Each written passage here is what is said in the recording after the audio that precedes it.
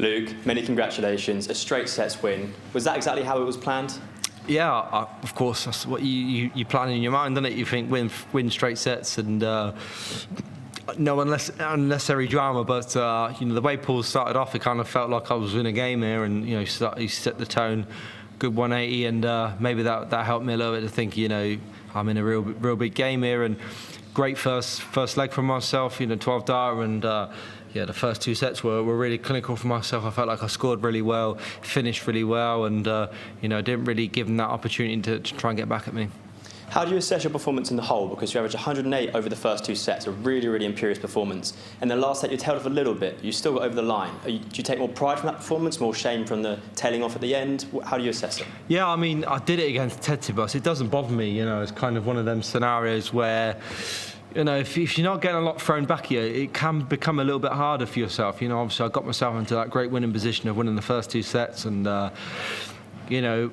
if you're playing against a player that's pushing you all the way, and I'm not winning sets 3-0, you're in a big game, and I kind of felt like I was really comfortable and I relaxed too much. I did that against Ted, and it wasn't the same scenario as it was against Ted. But yeah, I think that when you got a lot thrown back at you, I think when I come back in after Christmas against Gabriel, that you won't see a set like that against from me.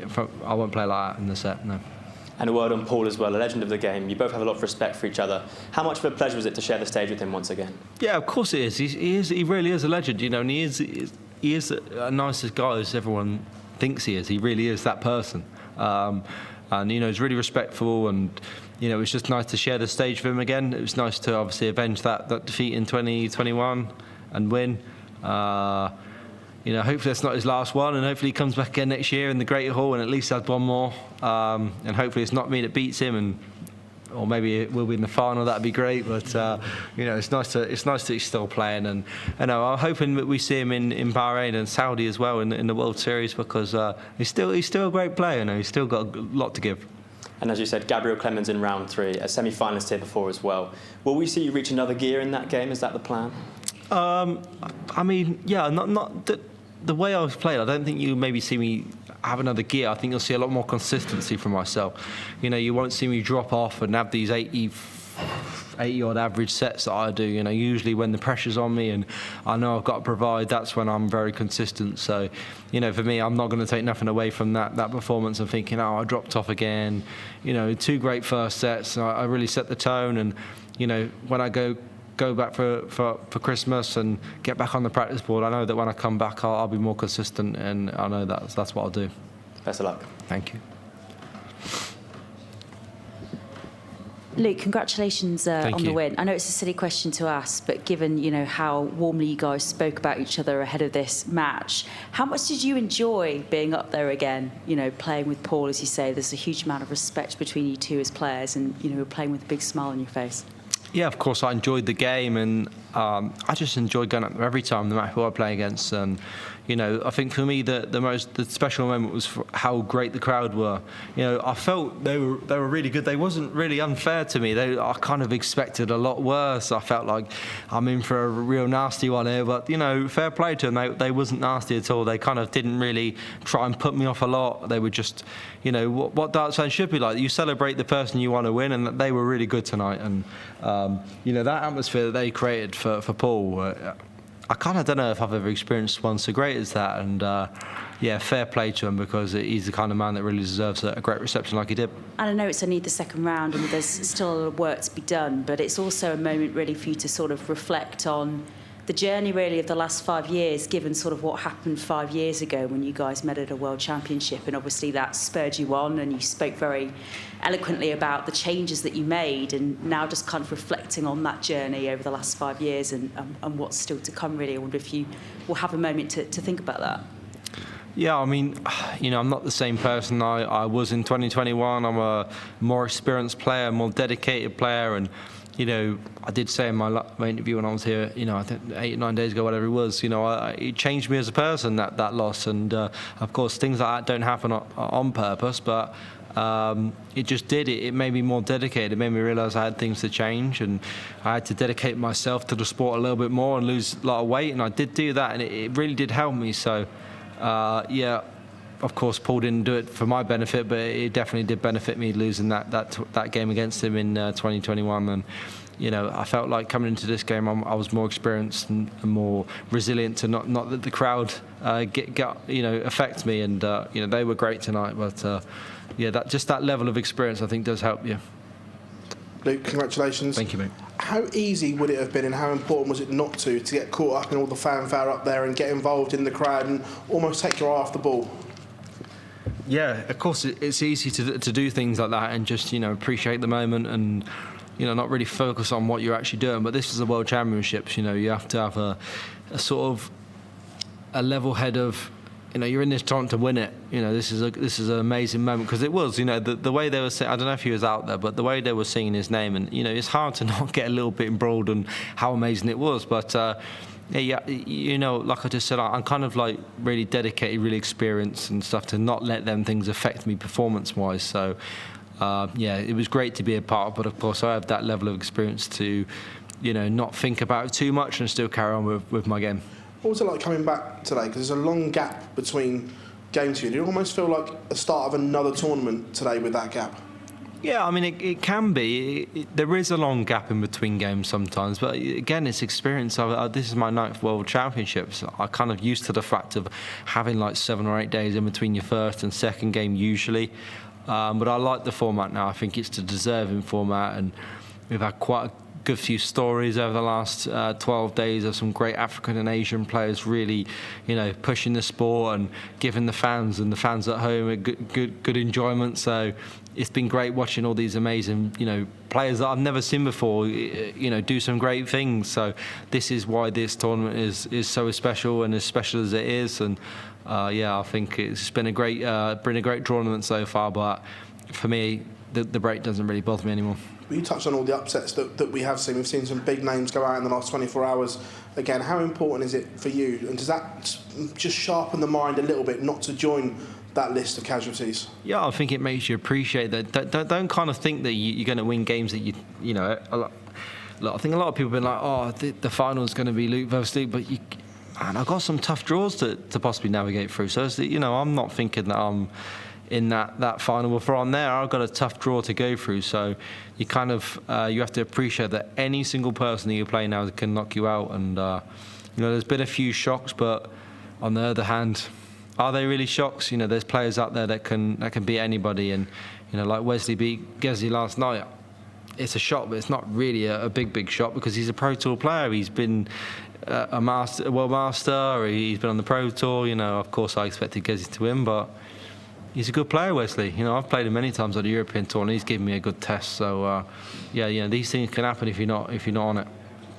Thank you. Luke, well done today. You talked about how that loss 5 years ago to Paul changed you, and you said how, but I'm just wondering why it was particularly that match where the changes then came after. I just think that when I was 2 sets up, the tiredness that I kind of experienced, I couldn't control the long days, the long formats. I think when you're playing a first 3 sets, I think that game was probably about 25 legs. Forgive me if I'm wrong, but it's a long format, and I couldn't do it. So it was like I need to lose weight and change my physique. I need to change my energy levels, because if I can't do 25 legs, I'm never going to win a World Championships. I'm never going to win a big major tournament, because they're long formats. So that was what changed me mostly.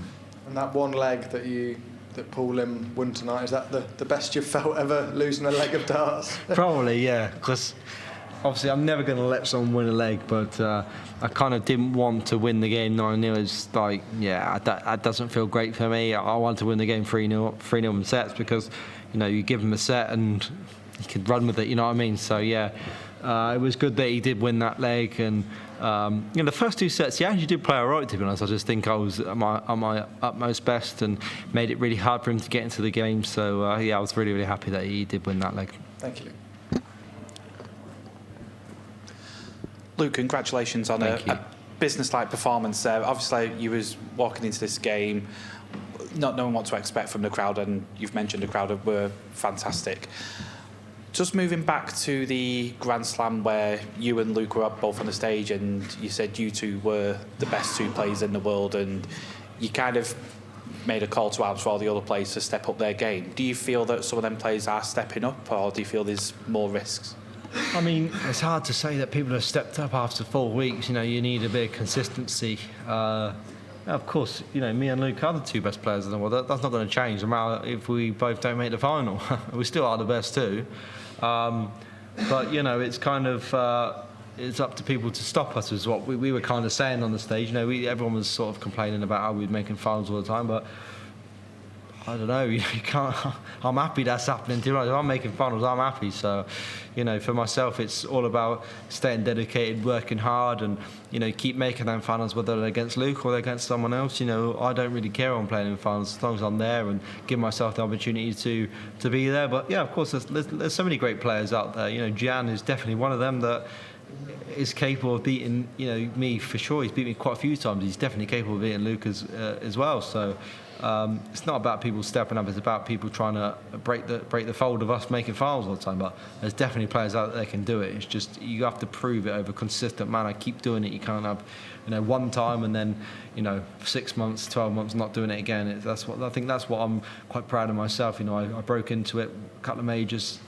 Making finals, and I just kept doing it every year. You know, it's like 5 last year, 5 this year, 4 the year before. You know, so that's what I, you know, trying to do to myself. Keep making lots of major finals. You know, keep yourself up there.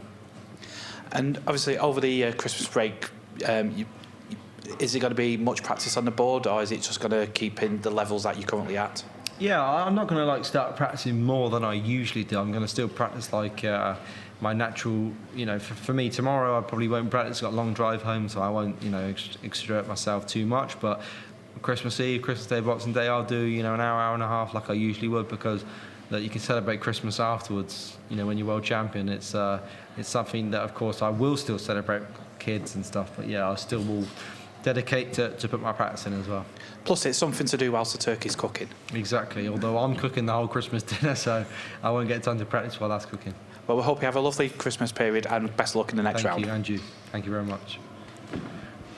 Luke, congratulations. We had Nathan Aspel in there earlier, and he echoed your thoughts on it's hard to necessarily find your top level when you're playing against players that aren't bringing that out of you. Yet you still put up 115 in the second leg.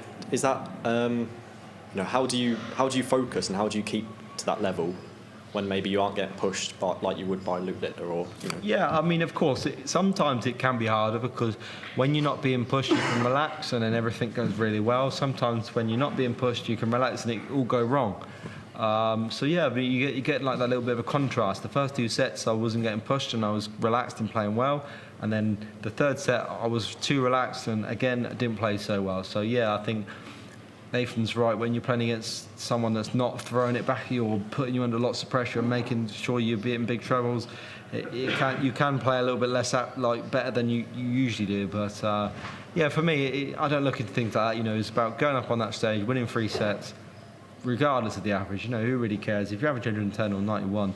As long as you win, that's all that really matters. You know, that when you got that name on the trophy, no one's going to remember that game in the second round when you had 115 average. You know, they're going to remember the winner. So for me, it's all about doing what you need to do to win the game, like I did tonight. And you know, when I play Gabriel after Christmas, I think you'll see a much more consistent version of myself. You might not see me 115 then 80. You'll sort of see me a little bit more like 100, and let's be more consistent. Although that's what I hope that I perform at.